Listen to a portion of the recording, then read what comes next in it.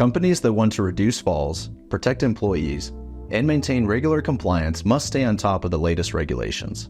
One such regulation is the recent changes to ANSI Z359.14. This is the safety requirements for self-retracting devices, otherwise known as SRDs, for personal fall arrest and rescue systems. According to the standard, an SRD is a device that contains a drum-wound line that automatically locks at the start of a fall to arrest the user, but pays out and retracts during normal movement of the attached person.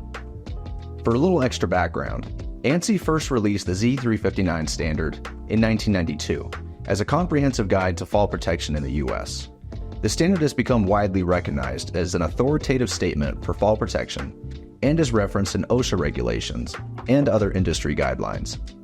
The update to Z359.14, which was published in July 2021, makes identifying compliant SRDs easier for end users by categorizing types and classes clearly with standardized labeling and performance criteria. Overall, these changes significantly improve safety standards for SRDs. The updated standard establishes requirements for 3 different SRD types and the specific testing required for each. The SRL is a self-retracting device in the form of a mechanical fall arrestor, with a locking mechanism and energy management system to arrest a fall and limit the forces imparted to the user. The SRLP is a self-retracting device that is compact enough to be worn by the user on a full-body harness as a fall arrest connector, or alternatively mounted to an anchorage. These devices may, in some cases, be available in a dual configuration for the purpose of 100% tie-off. The SRL-R is an SRL that includes an integral means for assisted rescue by raising or lowering the rescue subject. Some SRL-Rs may feature a mechanism which facilitates the controlled descent of the fallen user. Classes of SRDs were also updated. Class A and B, used previously, have been replaced with Class 1 and Class 2. These new classifications show the free fall capacity of the device, and if it can withstand a fall over an edge. Class 1 SRDs are now defined as self-retracting devices, which shall be used only on overhead anchorages, and shall be subjected to a maximum free fall of 2 feet or less in practical application. Class 1 devices are designed for an anchor at or above the dorsal D-ring location.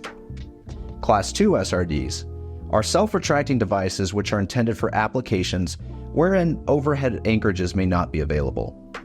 In practical application, they can be subjected to a free fall of no more than 6 feet over an edge. Class 2 devices are designed for anchorages at or 5 feet below the dorsal D-ring and rated for use in leading edge work. Z359.14 introduces new performance criteria for all SRDs while eliminating others.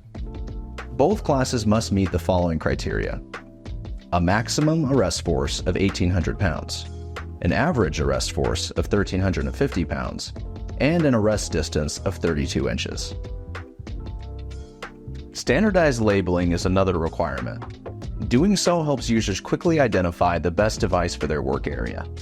All Class 2 SRLs will also include a fall clearance table or diagram. Class 1 devices will have a label that says Class 1 anchor at or above the dorsal D-ring. Class 2 devices will have a label that says Class 2 anchor at or below the dorsal D-ring. We've covered most of the changes for the new standard, but it's by no means comprehensive. We'd encourage you to consult the standard directly for additional questions.